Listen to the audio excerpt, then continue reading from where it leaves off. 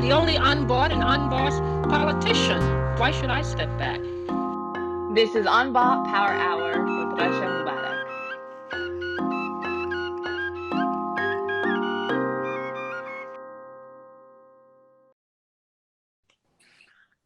Hey, Good morning. good morning. How are you?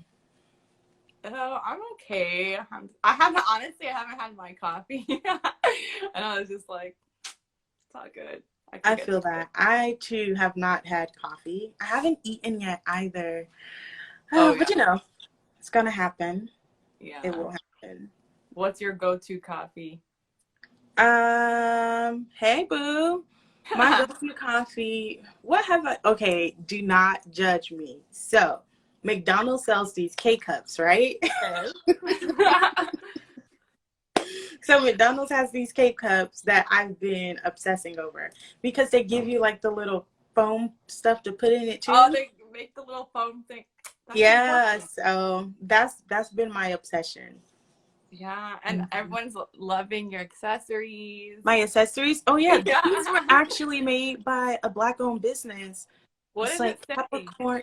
It says Big Baby. Hey, It's a nickname. And then a sterling silver Cuban link with the Nike logo. Okay. You know. So it's so crazy. So it's not crazy actually, but when I emailed you, I got an automated response. I was like, oh, damn it.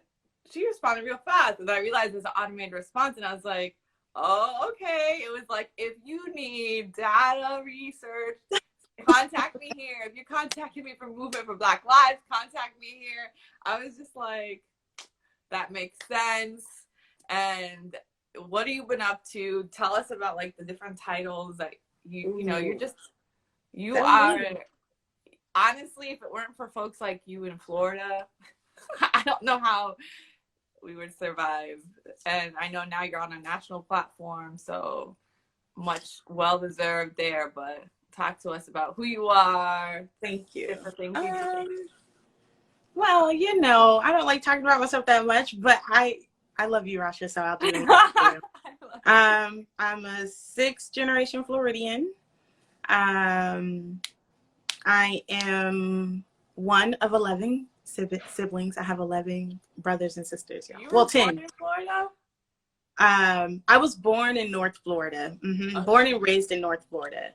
And then I moved to South Florida. I moved to LA, was there for like 2-3 years. And then I moved to South Florida to help build a super PAC. Then I left that super PAC and stepped out on my own, stepped out on faith. Hallelujah, thank you, Jesus, that it was okay. It was great. It's working out. We're here. And then, I guess I came to like political work my whole life because of who my mom was. She's a fundraiser, a surrogate. And she would drag me and my sister that's right under me along with her to these fundraisers and phone banking. And I became obsessed. And so like, I feel like politics and being in politics has always been a part of my life. Right. And I like to tell people I got my start in policy because that's where I originally thought this is where all the power is. Yeah. And that's what I was going to do. And I also used to want to be the mayor of my hometown. Okay. But then, you know, after getting people elected and seeing things, I said, the accountability part, you know, I don't want to be a mayor. So I didn't want to be a mayor anymore. And then 2012, Trayvon Martin was murdered. And that's when I really found myself in the midst of Black liberation work and what does it look like to free our people. And my political work has shifted heavily to campaigns at that time. And so I tried to merge both electoral justice with movement. And I honestly didn't know how to do it. And then I found this amazing woman by the name of Jessica Bird who was like doing the thing that I wanted to do. And so I modeled my work after hers and I learned from all the things that she was doing. And so that's literally how I got to here. You know, I have a expertise in data, digital, and field work. And I love to train because I feel like if a revolution came tomorrow, I do not want everybody to be like jam, jam, jam. They need to be able to call upon multiple people who can also do these things. And so I've really taken, feel like me and training have like this relationship where I feel like it's my duty to skill up other folks. And so for the last I gotta do math. Count on my fingers. 17, 18. Well, I feel like Okay. we keep forgetting like that year of the pandemic. I And, mean, like, when we add it, it's like yeah. So the last 5 years, I've been in my Ella Baker bag, and I've been skilling other folks up.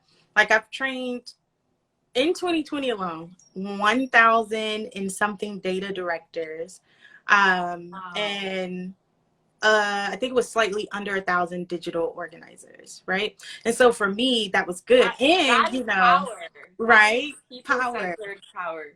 Yeah, and I got to do it with a Black queer feminist lens and framework. So it's just like, no, I'm gonna tell y'all how to do this work, and then do it with some morals, with some principles, so we can really reach people. And I think that's, it's interesting that like you started off from like electoral work and then moved into movement, right? Mm-hmm. So in all of this work, because you've been in the streets, you've been in electoral, you've been on campaigns, you've been on higher leadership. And how do you continue to be unbought with your values and continue to not leave one person behind in this work? Because something that we continue to see on both sides of the aisle, and even now it's trickled down to social justice orgs, right? How do you continue to just center yourself, center Black and brown people, and just making sure that your values continue to be the core of who you are? Because that's something that I see in you and that I love, and I like confide in you, and I appreciate. Yeah, I will definitely say it's hard, because I see it as a constant state of choosing to practice and lean into my principles and my morals. And so it's a practice, right? So those moments when I feel like I should speak and I don't speak up, those are the moments when I should speak. So speaking up, which sometimes mean that, hey, Jam, you may get like, they may not want to fuck with you no more because you're like a rebel rouser and you're calling all these things out. Story of my life. Yeah.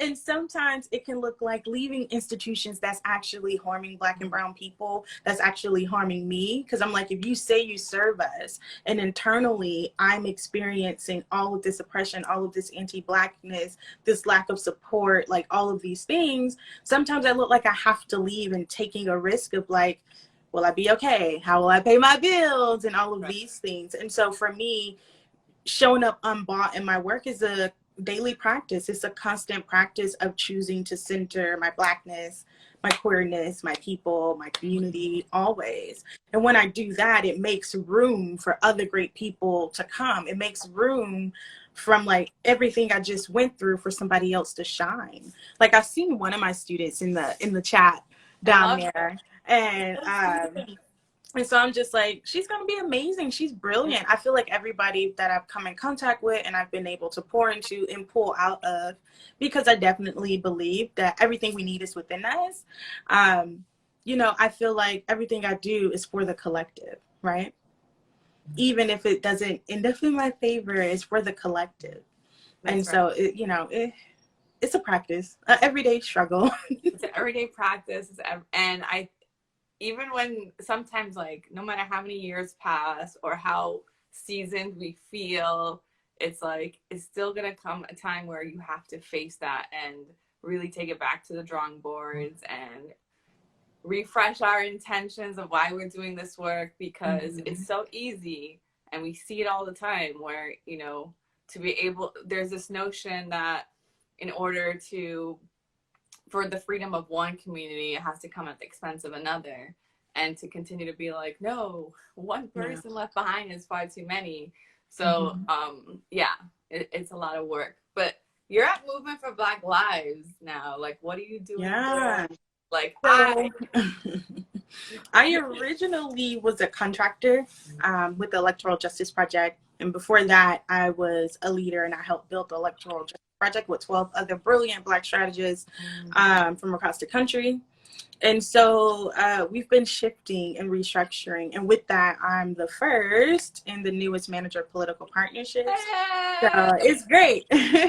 So that just looks like making a roadmap of what it is EJP said we're going to do and how we're going to do it.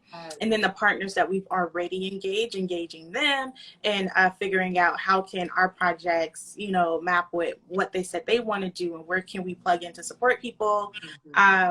And one of the things that we're really big on at the Electoral Justice Project is adding capacity to base building organizations, adding capacity to organizations who are running field programs, because we know if you put your money where your mouth is, we can shift things and change things radically, and in a good way. And so, lately, what my work has been focusing on is the anti-protest legislation that has been sweeping the country. And so I put together this national working group, and we've been trying to have this coordinated clap back to fight back, because we know that this legislation is meant to try to dissent, to prevent Black dissent. And it's also a voter suppression tactic. It's also an issue in terms of what cash bail looks like, because a lot of these pieces of legislation have like mandatory minimums, right? That can ruin somebody's entire life. If you're saying you got to spend 6 months in jail because you were here and somebody used chalk on the sidewalk, so all of you are going to jail and you're going to jail right now. Like, that's the issue, it's a problem. And so most of my work has been focusing on tracking that, and building out a toolkit so I can help. Multiple ones, like oh my God. So Rasha, there has been over, I feel like 400 bills introduced across the country, and 43. Yeah. Wow. Well, the thing is, I don't think they're in I think that, one, we've always seen after mass movements how legislators respond with anti-protest legislation. But because of the uprisings last summer were so massive and the biggest in history to date, in the biggest in history to date, the response has been more aggressive and it has been coordinated. And so in my work, I've been getting a lot of things from our partners and organizations on the ground. This bad piece of legislation just entered. Like, I just got an email yesterday night from one of our Alabama partners, flagging this it's anti-protest legislation. They're calling it riot, right? Which is, a thing, right? Riot and protesting is different, but they're trying to make it synonymous. And so that's also like, it's a threat and it's an issue. And so that's been a big bucket of my work. And we have like this new programmatic work called Black Capture, which is, we're trying to just give resources to organizations that are running field programs that are trying to flip either seats in their states, or if they're championing some ballot initiative that aligns with our work, that's what Black Capture is for. And of course, we're going to continue with our Electoral Justice League, which is our fellowship that we have. And we typically have between 10 to 12 fellows each year across the country that are like running amazing campaigns that probably we wouldn't hear about, probably wouldn't get the resources. And so we resource them and have trainings to go with it. And that's my work at InfoBL over there.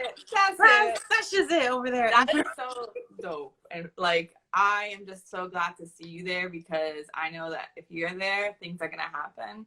So a couple of comments. One, I think it's dope that you're doing just like a lot of these programming, because like you said, we want to be able to build like structure and foundation, because what ends up happening is so many advocacy orgs or movement work gets redirected from resources to funding, because we're always in responsive and reactive mode, and we have to react, right? So being able to like build that internally on that within that organization is so much power.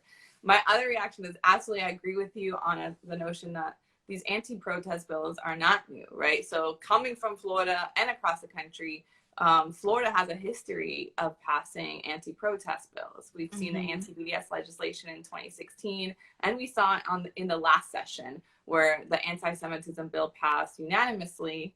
So that means all our progressive boos and champions in Florida that we love to prop up all the time without accountability voted for this bill that really dangerously equates the criticism of Israel with anti-Semitism. And what we're seeing now is even this FSU student who lost, he had some position in SGA and he was unseated, and we're already seeing the product of that. So when we see this anti-protest bill that is targeting the Black community and protesting, is violent, and it's not new. And I for me, I wish like folks would understand that like this is something that they've been doing to continue to suppress their vote, continue to suppress and silence speech, and it just continues to be like the snowball effect, right? Like these are not this. First of all, we're living in a racist system. These legislations and are not new, and like just being able to tie in all of that, especially if just in Florida, the last session, like it, you know, and for me, it's just kind of like, does anybody see what's happening in Florida? Are folks connecting the dots? And I know that there's people like you, there's organizations like Dream Defenders and people that really get it. So I just kind of wanted your reaction to that, because I know Movement for Black Lives is an organization that's also unapologetic on Palestine, and you don't see that a lot, right? You don't see that Palestine is included in just like these liberation and freedom movements, right? And just struggle to be this when people talk about struggle or movement or progressive is just sometimes just thrown around, right? And that's why I love to see you and your work and Movement for Black Lives, and you know, people within our circle that are continuing to really be in true struggle, right? Yeah. I will definitely say progressivism is a spectrum, and I am on the far left of that spectrum in comparison to some folks who use that title. And I think in terms of being unbought, being brave enough to say free Palestine, being brave enough to know that even if you can't see some of your own struggle reflected in another people's struggle, right is right and wrong is wrong, right? If someone came up into our house telling us to move out with guns blazing or whatever, or sat outside our door and prayed for however many days and was like, okay, now this is, you gotta go, like it'll be a problem. No one can do that, and that's wrong, period, right? And so like I think that money is big. I think that being in the movement, and the movement in general, is just so vast, right? The Black liberation movement is a part of this even bigger movement to advance our freedoms and liberties. And I think that there are so many roles that are all of the roles, all of the organizing that people are doing, whether it's repo work, whether it's policy work, whether it's electoral EJ work, whether it's we're a direct action org, whether you're a direct service org, like no matter what your work is, we're contributing to advance us to reach that freedom and liberties. And in terms of, you know, politicians who say they're progressives, who then will unanimously pass a anti-Semitism bill that really isn't you know, that isn't that. It shows that, okay, we need to do more in terms of our inside work, right? What does the political education look like for our alleged champions, for these alleged elected officials that people have a tendency to throw down with and for, right? And so it just shows me that we need to do more work. It also shows me that you're not where I need you to be. And it also shows that I really can't trust you, right? It's like voting isn't the end all be all at all, right? It's like along with voting, along with organizing, along with culture and art, along with all these other things, we are making a big, you know, not to be talking violence, but we're making a big fist, and we're going to use all those things to fight back. And so for me, I'm just like, I'm not surprised, right? Florida has a long way to go. Our internal progressive party is divided within it itself, right? So it's just like for the organizations and the organizers in the groups who are organizing electeds, I feel like they actually have a charge to do better and show up. Right? If your work is policy work and you're meant to hold people accountable, I need you to step up. And if you don't know how to do it, and if you don't know how to talk about it, that's when you build coalition. And you're the expert on talking about these. Can you come help us? Come on, you know. And I think what's happening in some orgs is that because we're trying to build electoral power, it starts getting messy. Like, oh, we're doing electoral work now, which is great. We understand it's a piece of all of it. But once you elect them, like you hold them accountable. And I think understanding the change in relationship is important. Something you said recently on Twitter, and I really want to make sure that we touch on this, is and you being a person that's has digital background and continues digital work, you said digital organizing is not like the entire, I don't know what you said exactly, but you just said it wasn't that's not how you organize completely. So I kind of wanted you to talk to that, because I know that there's different conversations happening, right? Like even Clubhouse, like, you know, I am on there. You see Ahmed and I see you on there, but I do. It's so, I'm gonna tell you, to the Clubhouse, organizing. If it uplifts the organizing, great, but it's not like, you know, so. Yeah. Clubhouse has been interesting, and I'll talk about that later. Because I was invited to Clubhouse like with my friends, and it was like that. And then the next thing you know, it completely pivoted to like an organizing work thing. Right. And so then it was like, I didn't want to get on Clubhouse, because when I was getting on Clubhouse, it meant I had to moderate something. And I'm like, and I was like, I'm not getting on. Like, I see you, friend. I might pop in, and, you know. But I'll definitely, what I said was something along the lines that digital organizing alone isn't enough, right? When it comes to digital organizing, we are replicating the type and style of organizing that's happening on the ground. So if you aren't talking to people outside of Al Gore's internet, then who are you talking to on Al Gore's internet, right? How are you translating the power that you are, what's the word I'm looking for? Mustering up? Like, how are you translating all of that goodness that you're mustering up to impact material conditions of people's lives? And so when I am training people about digital organizing, I tell them, whose stories are you telling, right? Because inherently, if you don't have work on the ground, and it doesn't have to be you personally as a digital organizer on the ground, but if you don't have allies, if you don't have people inside of your coalition, inside of your group that are organizing on the ground, then your digital organizing alone is not enough. And when we look at groups like MoveOn.org, who's a huge digital organization, but they also have an on-the-ground component. Their resistance summers, they have chapters all across this country, right? Even some of us, which is like, you know, a partner baby of MoveOn.org, they even have people on the ground, right? Their digital presence is only as powerful as the work and the stories that they get to elevate and tell, because that's our job, right? They have a base, they know how to agitate it. And they have a base. And so it's like, sure, you can be a great digital organizer, but you're only a great digital organizer because somebody is doing work elsewhere, right? And so like something comes up all the time when people's like, oh, well, disabled people or differently able people haven't been able to organize on the ground. And I was like, no one is saying that they have to. Right. And me saying that digital organizing alone isn't enough or isn't organizing isn't a jab at disabled folks, because the disabled and differently able-bodied people that cannot physically leave their home for whatever the reason is, them being digital organizers is fine. But when it comes to disability justice, that movement is so big, and there are organizers on the ground, right? So when people are able to share their experiences and talk about their stories, they're hearing it online, but they're also seeing it in person, because there's somebody else inside of your community that's on the ground doing that work, right? Regardless if they're not differently able, regardless if they are an able-bodied person, it's all bigger, right? So because like if I were to just take to Twitter and tweet hot takes all day, but I'm not going to no organizers meeting, I'm not organizing electeds, I'm not organizing my resources to redirect my followers to show up to someplace, I'm really just an activist, and it's really just for self, right?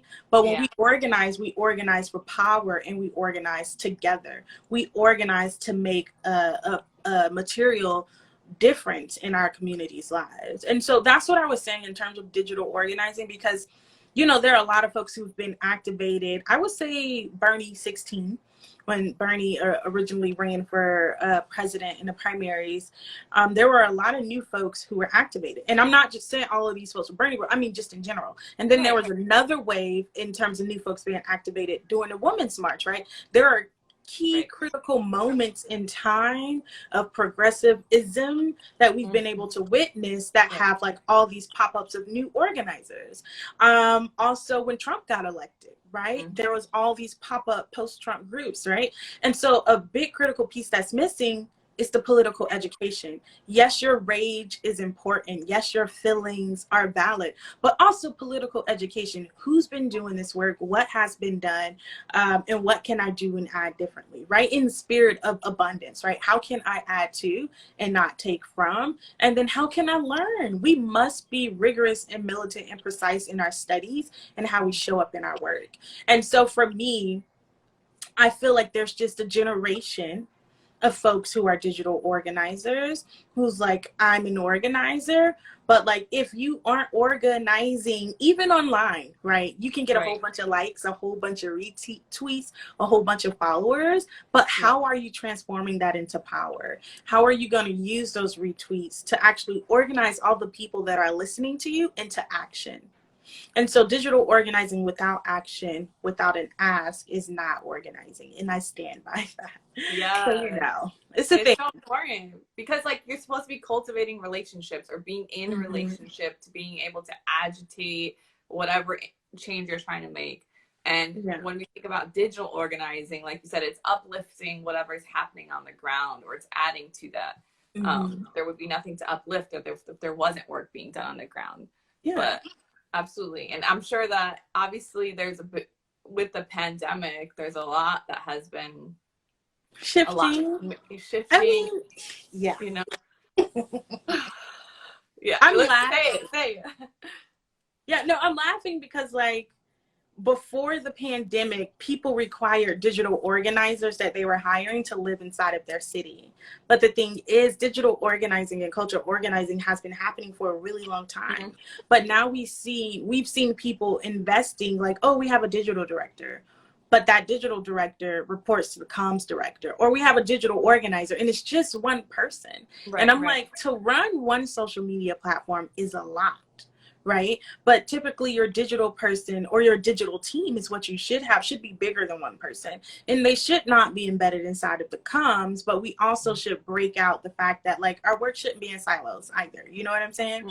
And so like, even with the pandemic, people was like, okay, so digital organizers, you can be remote now, which is something that digital organizers have been screaming for years. Like, we don't need to live in your city. We do not need to report to your office to do and this now work. it's like, someone's like, oh, look, we're still doing the work and we're not in that city. Or in a pandemic at home. So it was all a lie that I had to report to your office, you know, to do this job, for you to micromanage me on something that you yourself may not understand or know how to do. And so like, even in this pandemic, people are still trying to make sense of digital organizing, even though it's been around for a while, right? Even though people have been screaming, digital organizers, digital strategists, experts have been screaming, this is what we need to do. People still aren't hearing us, right? Because they're trying to make sense of it. How can, all right, we know digital is important. Maybe if I go to this training, I can do a thing. But just like anything we do in life, I think it's a constant practice, a constant choosing to show up and be better. And the pandemic, you know, it got us somewhere, right? But we still got ways to go in terms of like digital organizing and how organizations are incorporating it into their work, if they haven't, or how they're expanding it in their work from what they were doing pre-coronavirus, COVID, panoramic, whatever. You know, this pandemic is not, it's for the birds. It is. So it's definitely unconventional times. I also, something I really like hope you can speak to is something, you know, you and I have talked on one-on-one, but also I see that you speak like on your platform, just being a Black woman and, you know, stepping into your power and what that's been like in these spaces when folks don't take you seriously, or, you know, even not give you credit when you are doing this work, or just like your interviewing process, and, you know, just speaking to that and what it's been like, and how, you know, for people listening, how to really hold their power and value themselves. Yeah. I think what I had to learn is that my work and the nature of my work did not need to be validated by others. And that was a hard pill that I had to swallow. It's like, you actually don't need validation, Jam. You keep doing the work. It's the fact that when I look up and the people who may not acknowledge me or who may say a thing or whatever, and also I will say I had to take myself out of it. It's not about Jam the person. I truly love Black people. I truly love the work that I do. And so for me I'm asking myself, does this get us closer to our North Star? I'm asking myself, okay, a few months of uncomfortability, but this is where we'll be, right? So, I remove myself, and I know that the validity of my work is not dependent on others' recognition. And so when I do get a little petty, because it's hard and it's difficult. It is hard. So I'm not this principal, y'all, because so when I do get petty, I'd be in my little corner with my little friends, and I'd be like, but where is your work? Show me the work. Where is your work? Because I'm just like, I can show you my work. I can show you wins if you want to look at work that way. Like, I've been organizing, and I'm going to continue to organize, regardless if it's people, electeds, funders, whatever, data. Right. I'm going to continue to organize. And so for me, it's been more so of keep going. And as I've continued to keep organizing and being able to check my pride and, my ego, get that in balance, and realize that, like, if I keep being prideful, if I keep showing up with an ego, then I won't be able to do the good work that I want to do. And I will also say, before I got to that point, I had to get out of toxic situations. Right. I was in two very toxic working places that weren't great. Like, I was in one working place that was extremely anti-Black. And so I had to take the courage to be like, they're doing good work, but they're not doing enough for my Black people. And so I had to leave, and I quit. I quit because I woke up and I did not want to go to work, and I didn't like it. And for me, I enjoy the work that I do. And so when I left, I was blessed, right? I became the youngest data director on the statewide campaign in the country. I also became the only Black data director on a statewide campaign in the country at the same time. And we won. And when we won, we made history. My candidate became the first Black Democratic gubernatorial nominee in the state of Florida, which I'm like, I was only able to be a part of that history and help create that history because I removed myself from a toxic working environment where I wasn't able to thrive and where my people and my Blackness was not seen.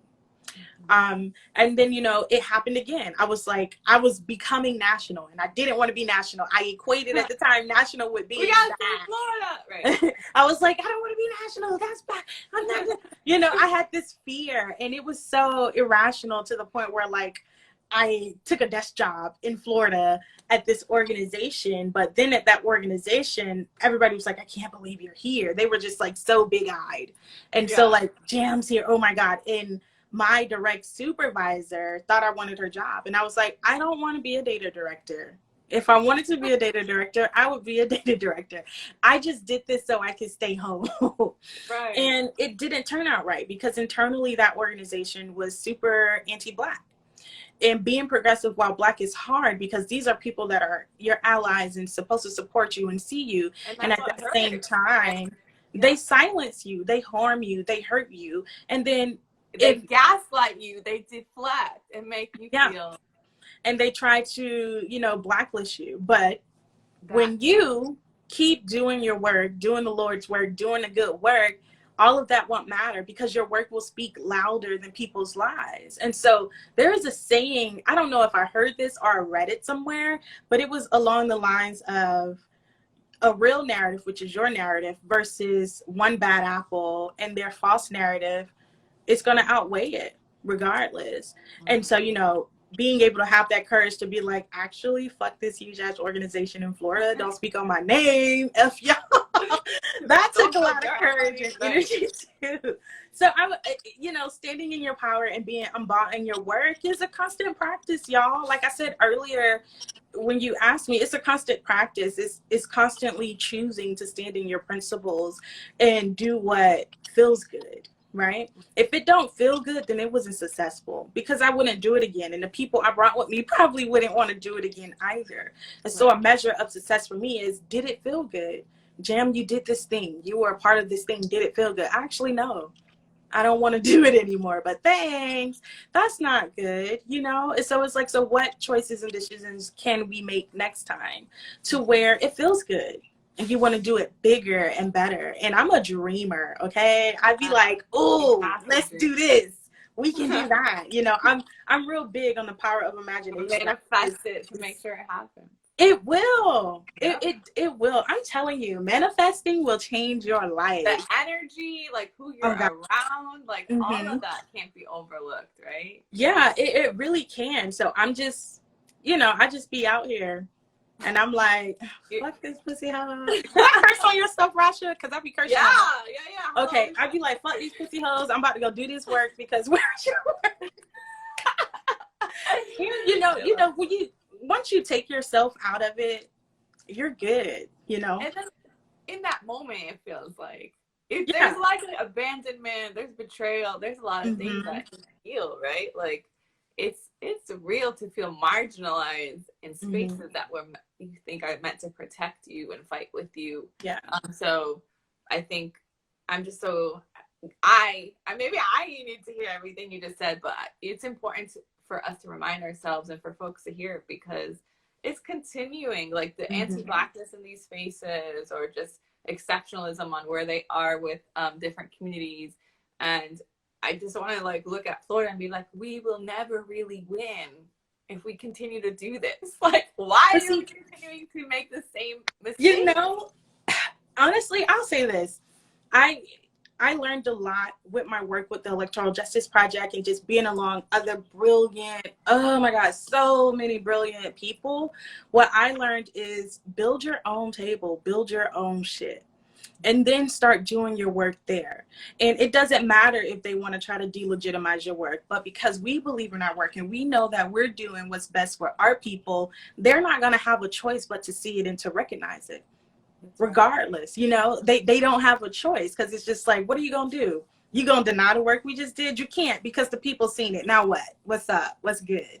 And so I'm just very much so to everybody in Florida, build your own shit. And I'm saying this knowing that there are we have Rep. Michelle Rayner in here and she is just that, right? Yeah, build our own shit. And we have, look, I'm not too worried about my state. Like, I know it's a shit show, but whose state really isn't a shit show? But I know that there are tables being built, you know, containers being built who are about to stunt. And I love to stunt on a motherfucker, okay? It's just like, we stunting. Okay, y'all talking to the same people, but all right. So we got Don in here too. Hey. I see a lot of folks. Hey, Eli. Hey, Kayla. Hi, Q. But yeah, like build your own shit. Like once you get tired, after you did it, you built your own. You're building your own. I see you, boo. With everything, just like obviously it's Black History Month, but also in honor of the legacy of Malcolm X. When we reflect and just, I don't know if you saw One Night in Miami. I actually haven't seen it yet. I feel so bad. I don't feel bad, but like, it's just I feel like I'm not. Even though it's like not a real story, but it's based off of like a real moment. Yeah. I was like crying and I was like reflecting on they're like, you know, it's not like what really was said. I'm like, I know, but I feel like, I just think like with Malcolm X, it's, you know, he reminds me of someone that just like they lived this lonely life. Like people think that like when they were civil rights leaders that they were always loved and appreciated, but like, mind you, like, no, that's not the case. Like continuing to speak truth to power is exhausting. It's tiring. And I feel like I'd be needing the check sometimes. That's like the baby capitalist in me that's still here. It hasn't been abolished yet. I'm not even going to front. Like sometimes it's tiring, but we know, and I know you know this too, that like the work we're doing is going to benefit everyone, the masses, or like what I like to say is regular niggas. It's going to benefit regular niggas, you know, because I feel like a lot of times we talk to our friends and it's like, okay, we get defund the police, but regular niggas are not trying to defund the police, which means we need to do better at bringing people in and talk to regular niggas where the money reside. Yeah. And I think that I've been having that conversation with like, you know, Florida people that wanting to run. I'm like, look, they're gonna, you're for defund the police. It's not about how you move away from that or try to rename it. It's how we speak about it, how we educate people on what defund the police means. Like, own it. When you think about Reverend Warnock, like, obviously I have my feelings about the Palestine stuff, but like, he, in his debate about the defund the police, like, because people are like, Russia, he's not for defund the police. I'm like, but like, just the way he talked about it, like, no, you're for defund the police to his opponent. And I was just like, that's not how, talk about what defunding police is. Talk about what this means. Because we got to get folks to be able to, when they're going to the ballot box, like, voting for a better world. Not because out of fear of, like, this fascist is still in administration, whatever, but being able to give the people opportunity to vote for a better world, for better living conditions. And I just, I see that with you. I see that for Movement for Black Lives. I see that with so many folks, right? Being able to really craft just the narrative to what it's about, because we're spending too much resources and funding and trying to redirect our messaging than being like, no, we are for defending police, and this is what it's gonna mean. Yeah, I feel like we're really blessed over at the Movement for Black Lives, and I feel like anybody inside of that ecosystem, because we have two of the brilliant, baddest comms people in the world helping us with narrative, right? And that's also a part of digital organizing. It's not just amplifying stories, but how are you going to really be the own narrators of our stories? Because we should be. It should not be somebody that does not look like us telling our stories. Because why? And what are you talking about? Girl, bye. And so I'm blessed. We got Chanel and Chelsea, and they're leading, and we have a lot of brilliant folks who are working under them. And I'm just like, we're going to be good over there. So are you going to be doing a lot more electoral work, or because I know that y'all did the policy and legislation. We have the Breathe Act, and that is, we got Cory also Bush. Have now we got people like Cory Bush. And, oh my God, I love Cory. I feel, where is my Cory Bush in the state of Florida? Right, I want saying. Where you at? I feel like everyone needs it. Oh girl, if I ever run for office, I don't see it. If I ever was like, you know what, I got to do it, because y'all, if that moment happens, I'll call you. But I think my powers are better used at getting other folks into office and training up more folks to like do roles. Because like, y'all, if that alleged coup would have been successful, I would have been worn out if people was like, jam. No, I need for people to be calling on Lanisha, Imani, Brooke, Rebecca, Rowe, all these other people that have, I've been able to pour into and fellowship and build with. Because I'm like, y'all not about to draw me out, wear me out. Because I think what kind of training do you do, like specifically?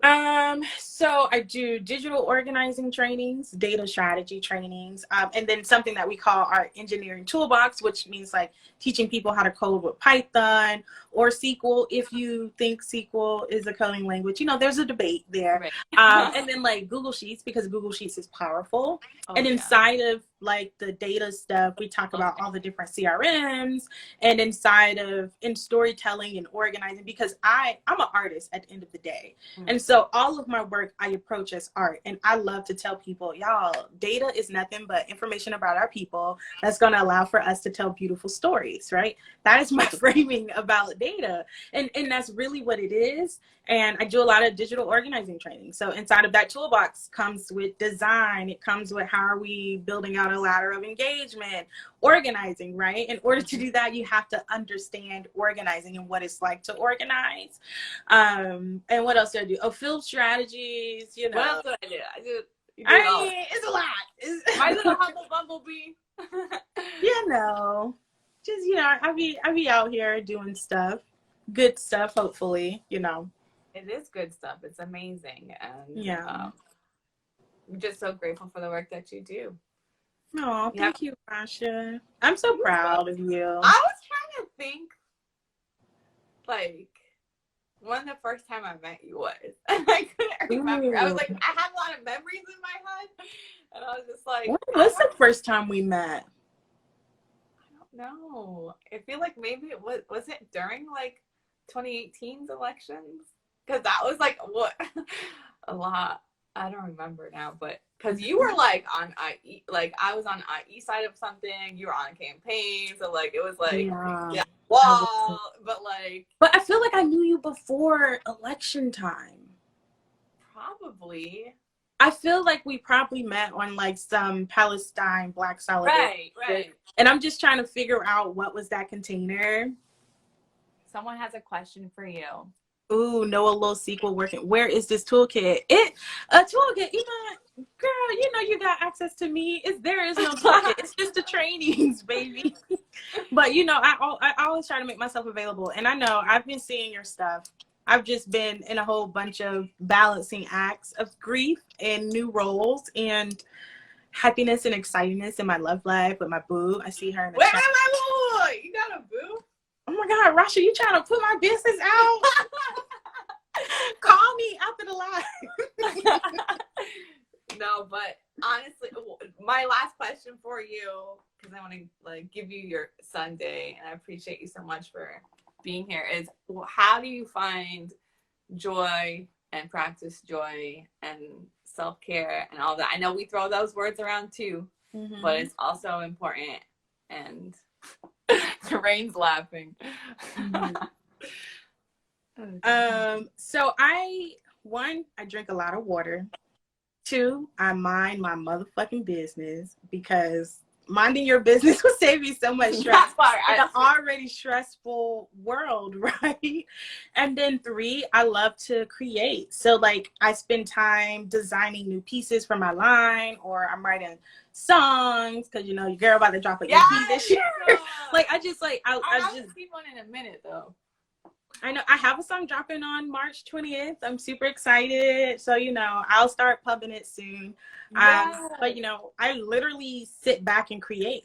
I think that is important for us to have outlets outside of our work. And because our lives are just so political, it doesn't matter what I create, it's going to be political. And I find joy in fellowshipping with my community, my family, my loved ones, just being around people with great energy who I know I vibe with. And it's just, nothing feels better than being in a room full of your people. Right. And so for self-care, that's what I do. I drink water, mind my business, I create, and I be eating. Oh my God. And if outside was truly opened up, me, I would have been jet setting. I love to travel. I was just gonna say, I love to watch you travel. And now I'm like, with this pandemic, I'm like, I wish I traveled more for pleasure than work. Because it's always something for me, like, later on.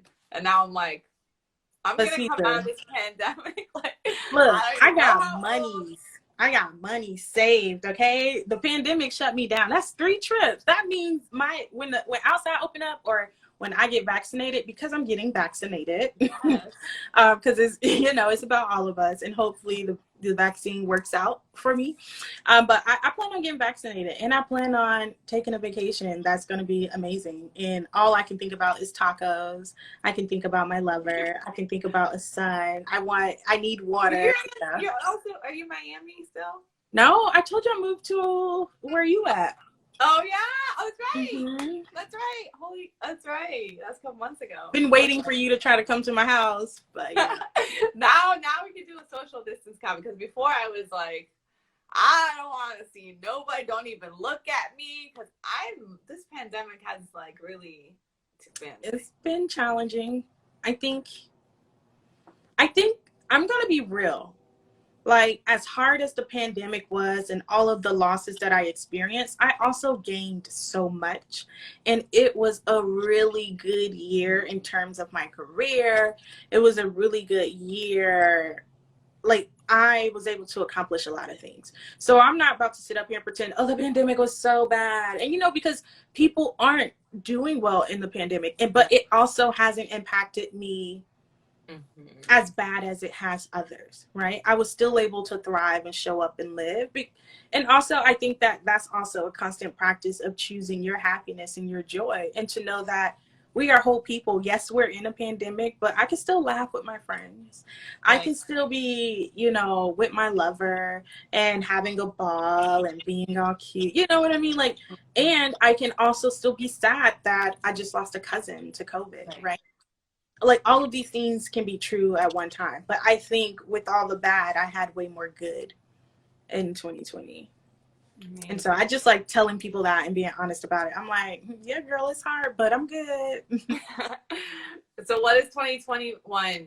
What are you hoping to achieve this year? I'm hoping, honestly, I'm hoping to stand more in my artistry because I'm so sensitive. I'm definitely one of those artists that is sensitive and protective over her work. I'd be like, I'll let you listen and it's like 5 seconds and then I'll like cut it off. Or I'd be like, watermark something and send, this is what I'm working on. And so for me, I'm hoping to let go and share. And for me, that's what success looks like in 2021 in terms of my artistry. In terms of my Black liberation work, I want to continue to train people up. And I want to continue to invest in base building organizations. You know, I got my hand on a bag now. So I'm like, you get money, you get money, you know, until we run out. But we also need to be sustainable. But, you know, being able to like just invest in base building orgs that are doing field programs, you know, I just want to do my part. So that's what 2021 looks. It looks like stepping up from 2020. So real quick, tell us about the song that you're going to release. Oh my God. Okay, this song is called F Song. It's sensual. Wait, what is it called? F Song. It's so country. F Song. And you know, I didn't want to be like super explicit in the title, so I was just like F Song, but it's a very sensual song. It is allowing for me to explore also like my sexuality in terms of like music and stuff outwardly. And so it's a little bop. You might put it on your playlist, your cuddle playlist or something, you know. So that's that song, and I'm super excited to drop it. Well, for it to go live in 2020 because I pushed it already, so it's just sitting waiting to come out. So March 28th. Yeah, I'm excited. Yeah. So, I'm excited because I love listening to your music, and I'm glad that you're at a point where you're ready to share with the rest of us. And much love to your sensitivity in your artwork. But there's some of us that don't have an art bone in their body, so we wait for things like that. Rasha, the way you be beating your face, that is art. I don't want to hear it. I don't want to hear it. Honestly, I was proud of my left eyeliner today. I was like, oh, that hasn't happened in a while. I was like, don't touch it, don't sneeze. Looks good. But the right one came. I was like, it's meant to be. But it looks good. I didn't even try this morning because I got a new puppy and bye. I got a new puppy, and so my schedule has been thrown off. And so I'm trying to get him into routine so I can get back to my routine. Aw, where's your puppy? He's actually downstairs. I'm at my like he's quiet. Yeah, he's getting all the love and all the attention probably. His name is Buster. Cluster, that's so cute. He's a cockapoo. Well, I can't wait to meet Cluster and have our social distance meet up hopefully soon. I love you and I appreciate you, and I'm just so glad that you are in this world and trying to, make this a better world for folks who come after us. And I'm just so grateful that I got to come across you and that you're on my live and people get to hear from you. Jam, and thank you so much. Any last thoughts? I love you. I'm grateful for you and our relationship, our friendship. And you got this. You're shining. And I love to see it. Just know that like the conversations that we've had is what I carry and what I think about when I'm having like those moments where I'm like, what is happening? And I see your face at taco, right? And like and I hear what you've said and I carry it and I hold that. So just know that you've impacted me in a way and how I show up in this organizing world. So I give you more flowers. Oh, thank you, Rasha. All right, love you. Love you too. Bye. Bye.